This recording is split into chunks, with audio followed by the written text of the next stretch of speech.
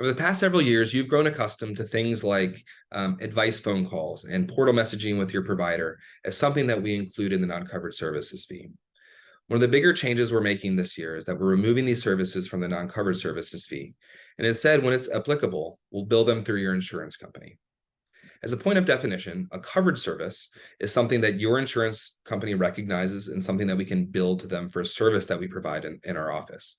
So think sick visits or checkups as an easy example of these. Non-covered services are services that we provide in the office, but can't bill it to your insurance company. So think school forms or medication refills without an appointment as an example of those.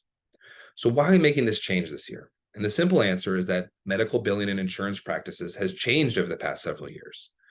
At the onset of the NCSF, phone calls and portal messages and other similar encounters weren't considered covered by your insurance, so they were included in our non-covered services fee.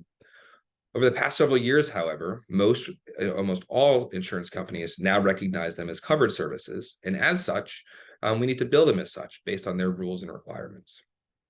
Now, of course, not all phone calls are created equal. So scheduling phone calls, simple questions to ask your doctor or a nurse for advice won't be billed to your insurance company.